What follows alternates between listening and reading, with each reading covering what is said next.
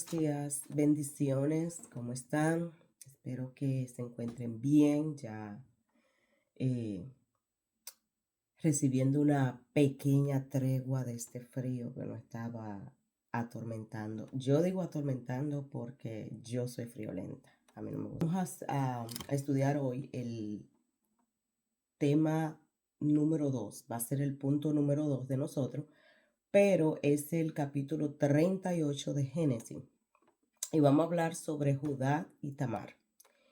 Recuerden que esta es un estudio que estamos haciendo sobre la vida de José, el hijo de Jacob. Así que ah, primero vamos a poner todo en manos del Señor para que sea Él que nos guíe. Padre, gracias. Gracias porque tú has sido bueno, Señor. Gracias porque podemos estudiar tu palabra de una manera libremente, Señor. Gracias porque tú así lo has querido, Señor. Ahora te pido, Padre, que abra nuestra mente, nuestro corazón, nuestro entendimiento, para que podamos entender lo que tú nos quieres decir por medio de tu palabra. Te lo pedimos en el nombre de Cristo Jesús. Amén. El tema se llama Judá y Tamar. Dice, en esos días, Judá dejó su casa y se fue a Adulam, donde se quedó con un hombre llamado Hira. Allí vio a una mujer cananea, la hija de Súa, y se casó con ella.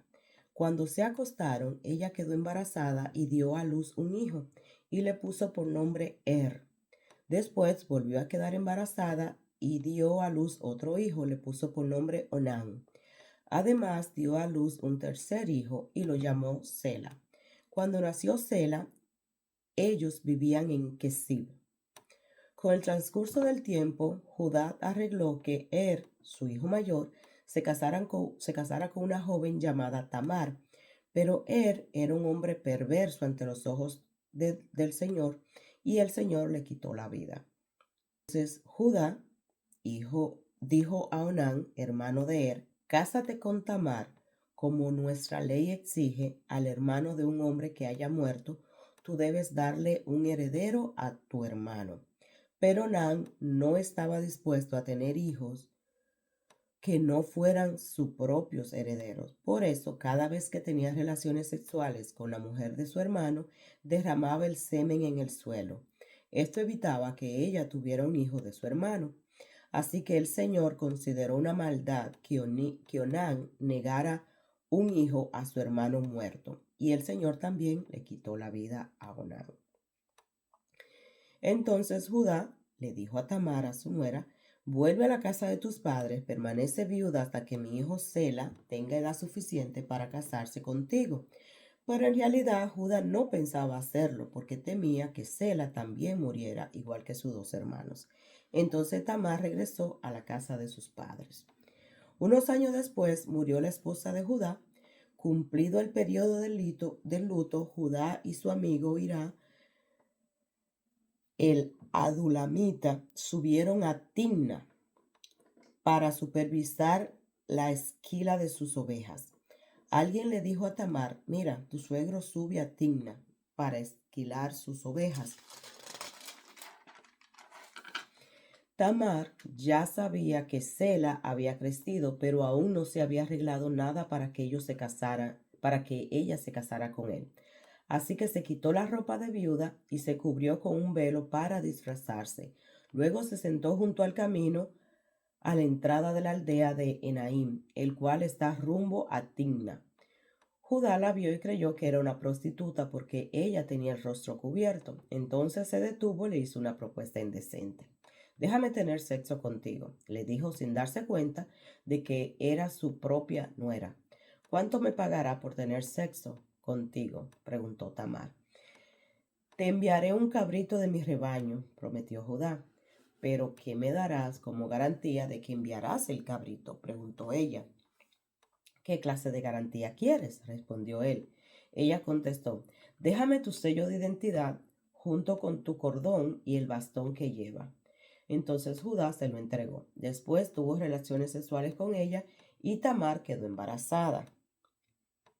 Luego ella regresó a su casa, se quitó el velo y se puso la ropa de viuda como de costumbre. Más tarde Judá le pidió a sus amigos Irán, el adulamita, que llevara el cabrito a la mujer y recogiera las cosas que le había dejado como garantía. Pero Irán no pudo encontrarla. Entonces preguntó a los hombres de ese lugar, ¿dónde puede encontrar a la prostituta del templo local que se sentaba junto al camino a la entrada de Enaim? Nunca hemos tenido una prostituta del templo aquí, contestaron ellos. Entonces Irá regresó a donde estaba Judá y le dijo, no pude encontrar por ninguna parte, y los hombres de la aldea afirmaron que nunca había una prostituta del templo pagano en ese lugar. Entonces, deja que se quede con las cosas que le di, dijo Judá. Envié el cabrito tal como acordamos, pero tú no pudiste encontrarla. Si regresamos a buscarla, seremos el hazmerrey del pueblo, dijo Judá. Unos 3 meses después le dijeron a Judá, tu nuera Tamar se ha comportado como una prostituta y ahora como consecuencia está embarazada. Sáquenla y quémenla, ordenó Judá. Pero cuando la sacaban para matarla, ella envió el siguiente mensaje a su suegro. El dueño de estas cosas fue quien me dejó embarazada. Fíjense bien de quién son estos sellos, este cordón y este bastón. Judá lo reconoció enseguida y dijo, ella es más justa que yo, porque no arreglé que ella se casara con mi hijo Selá. Y Judá nunca más volvió a acostarse con Tamar. Cuando llegó el tiempo de que Tamar diera luz, se descubrió que estaba esperando gemelos. Durante el parto, uno de los niños sacó la mano, entonces la partera le ató un hilo rojo en la muñeca y anunció, este salió primero. Pero cuando el niño metió la mano de vuelta y salió primero su hermano, entonces la partera exclamó, vaya, ¿cómo hiciste para abrirte brecha y salir primero? Y lo llamaron Fares. Luego nació el niño que llevaba el hilo rojo en la muñeca y lo llamaron Será. Palabra de Dios. Bueno, yo me imagino que se están preguntando lo que me pregunté yo cuando estaba leyendo esto. ¿Y qué tiene que ver esto con la historia de José? Bueno, parece que mucho. El capítulo presenta el carácter inmoral de Judá en contraste con el carácter moral de José. Más adelante vamos a ver qué hizo José para que hablara de contraste en este capítulo. La falta de integridad en Judá resultó en engaño y discordia familiar. En el capítulo 39 vemos cómo la integridad de José y sus decisiones sabias reflejan su carácter justo. Su fidelidad se vio recompensada con grandes bendiciones para sí mismo y para su familia. Recuerden quién era Judá. Judá era el que quiso ayudar a José cuando lo dejaron en el pozo. Judá era hijo de Jacob, obviamente, hermano de José. Vamos a entrar un poco en el tema de dónde salen estas costumbres y todo esto que vimos en este capítulo. Esta ley acerca de la obligación de un hombre de casarse con la viuda de su hermano se explica en Deuteronomio 25 del 5 al 10. La razón de esta ley era para que la viuda sin hijo pudiera concebir uno que recibiera la heredad del esposo fallecido y a su debido tiempo cuidara de ella, debido a que el primer hijo de Judá, el esposo de Tamar, no tuvo hijos. No había línea familiar a través del cual pudiera ser transferida la herencia y la bendición del pacto. Dios mató a Anán porque no quiso cumplir la obligación que tenía con su hermano y con Tamar. Eso era una costumbre porque había que seguir la línea descendiente, y si una viuda no se casaba con un familiar del esposo, esos hijos no saldrían siendo heredero de esa familia. Entonces, para ello era muy importante. Por eso el Señor puso en Deuteronomio, cuando puso las leyes, que eso debía de hacerse. Podemos ir rapidito a Deuteronomio 25 del 5 al 10. Si dos hermanos viven en una misma propiedad y uno de ellos muere sin tener un hijo varón, La viuda no podrá casarse con alguien que no sea de la familia. En cambio, el hermano de su esposo tendrá que casarse y tener relaciones sexuales con ella para cumplir con los deberes de un cuñado. El primer hijo varón que ella tenga de esa relación se le considerará hijo del hermano fallecido para que su nombre no sea olvidado en Israel. Eso fue lo que Onán no quiso hacer, porque él quería que sus hijos fueran suyo propio. Sin embargo, el hombre se niega a casarse con la viuda de su hermano. Ella deberá ir a la puerta de la ciudad y decirle a los ancianos allí reunidos: el hermano de mi esposo se niega a preservar el nombre de su hermano en Israel. Se niega a cumplir con los deberes de un cuñado al no casarse conmigo. Entonces los ancianos de la ciudad lo llamarán y hablarán con él. Si aún así se niega y dice: no quiero casarme con ella, la viuda se acercará en él en presencia de los ancianos, le quitará la sandalia del pie y le escupirá la cara. Luego declarará: esto es lo que le pasa a un hombre que se niega a darle hijos a su hermano. A partir de entonces, todo Israel se referirá a la familia como la familia del hombre al que le quitaron la sandalia. Eso ya sería como una vergüenza familiar en caso de que eso pasara. Pero recuerden que aquí Judá tenía otro hijo más y él fue el que no quiso darle el hijo que se casara con Tamar, porque él temía de que le pasara lo mismo que a sus otros dos hijos. Así que aquí hay un conflicto de intereses.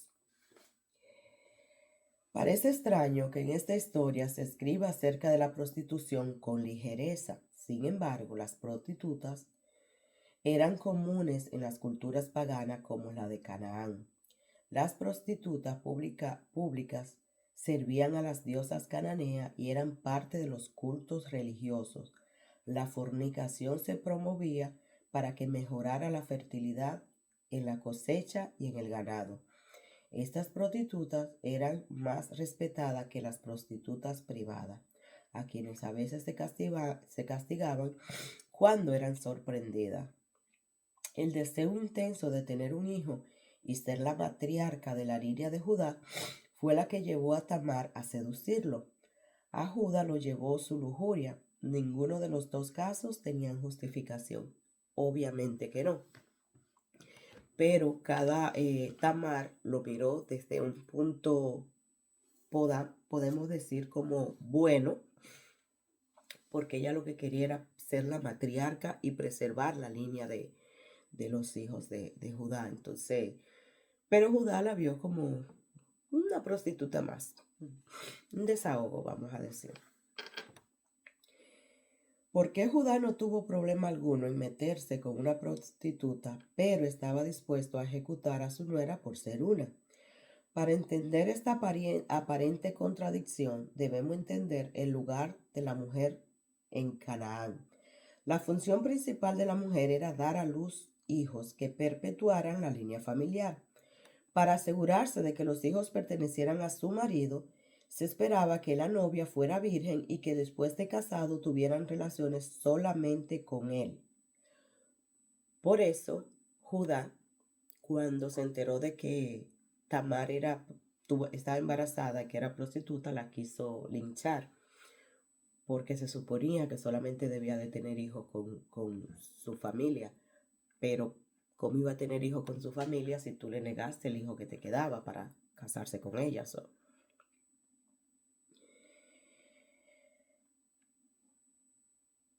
Si una esposa cometía adulterio, podría ser ejecutada. Algunas mujeres, sin embargo, no pertenecían a una familia, podían ser prostitutas de los altares paganos y mantenidas por medio de las ofrendas, o prostitutas comunes mantenidas por los hombres que utilizaban su servicio.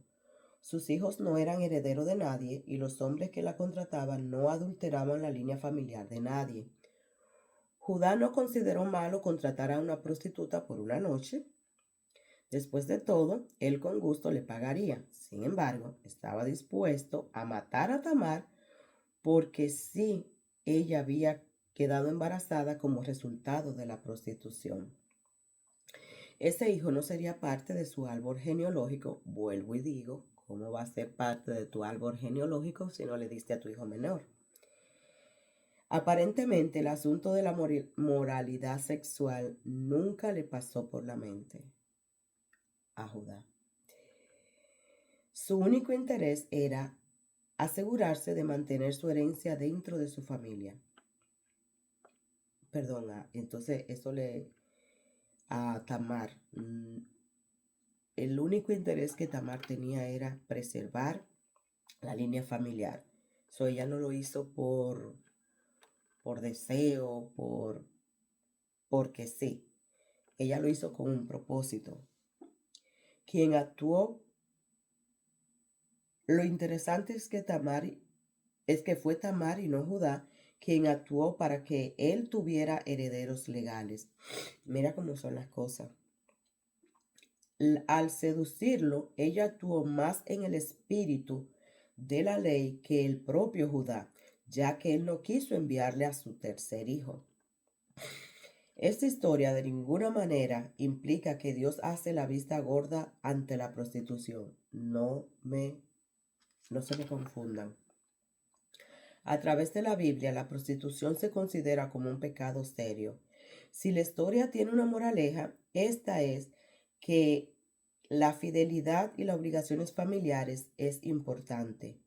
Es interesante notar que Judá y Tamar son antepasados directos de Jesucristo. ¿De dónde tú sacas eso? Claro que sí.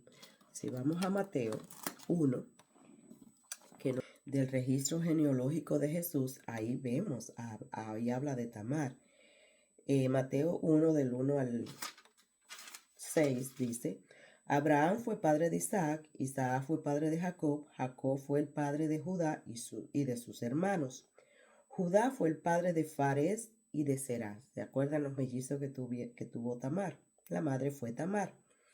Fares fue el padre de Esrón, Esrón fue el padre de Ram, Ram fue el padre de Aminabad, Aminabad fue el padre de Naasón, Naasón fue el padre de Salmón, Salmón fue el padre de Boz, su madre fue Raab, Boz fue el padre de Obed, su madre fue Ruth, y Obed fue el padre de Isaí. Isaí fue el padre del rey David, de donde nace Jesús.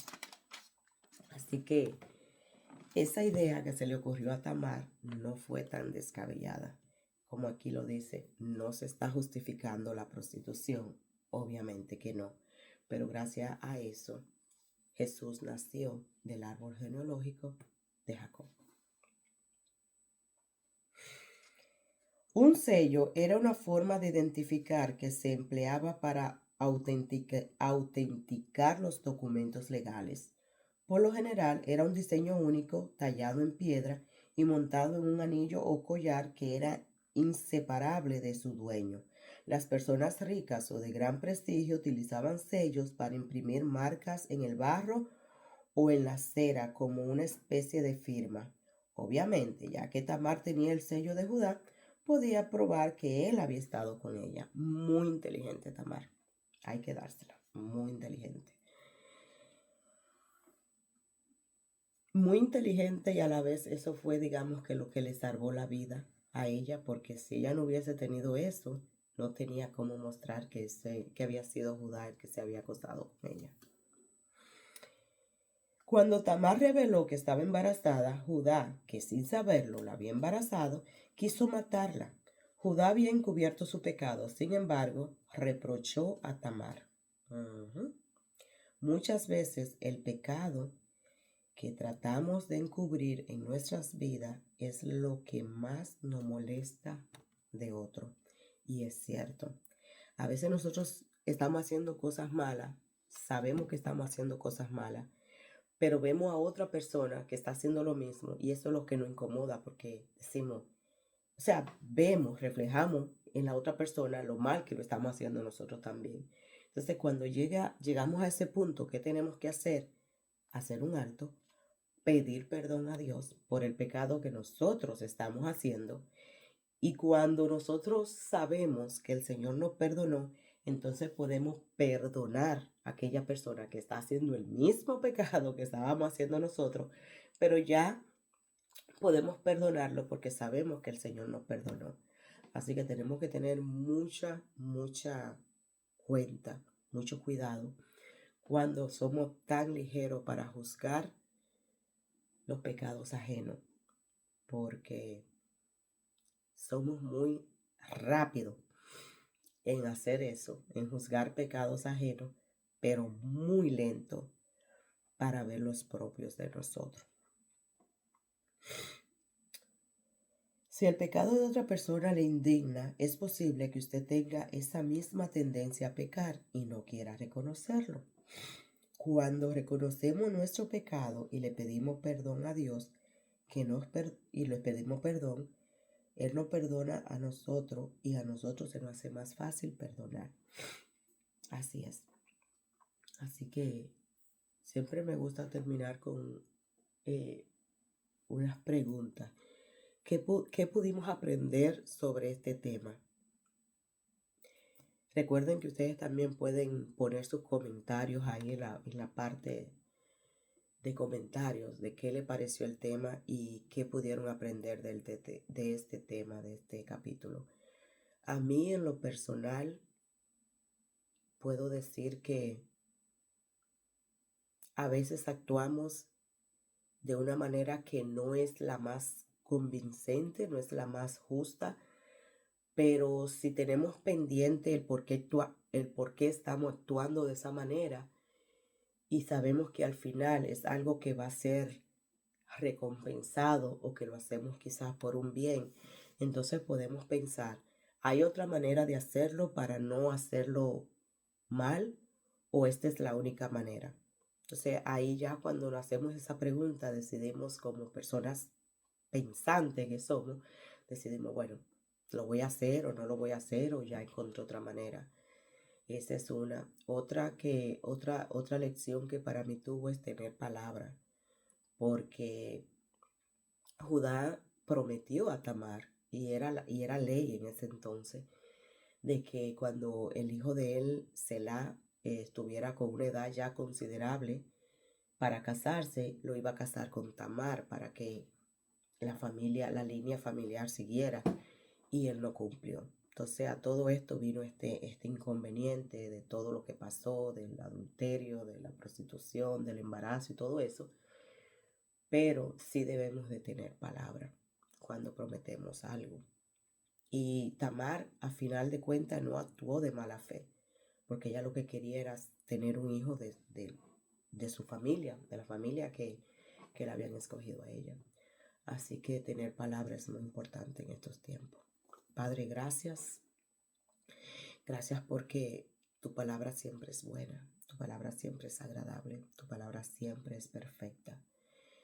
Es como una espada de doble filo que nos atraviesa los huesos hasta llegar al tuétano, Señor. Gracias porque tu palabra siempre nos enseña algo, Señor. Tu palabra no regresa vacía. Tu palabra es vida. Gracias, Padre, porque de esto podemos aprender a tener palabras, Señor. A cuando prometemos algo, Padre, cumplirlo. Gracias porque podemos aprender de Tamar la valentía que tuvo a pesar de que su vida corrió peligro, pero quería preservar ese legado, Señor.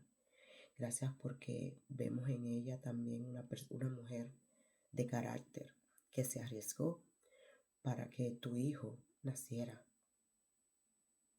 fuera descendiente de Jacob. Gracias porque todo esto tú lo has permitido, Señor. Gracias porque podemos estudiarla y porque tú nos das la comprensión, el entendimiento de lo que quieres dejarnos saber, Señor. Gracias porque tú eres santo, Señor. Te pedimos por cada persona que está escuchando este audio, Señor. Tú conoces sus corazones, su mente, su cuerpo.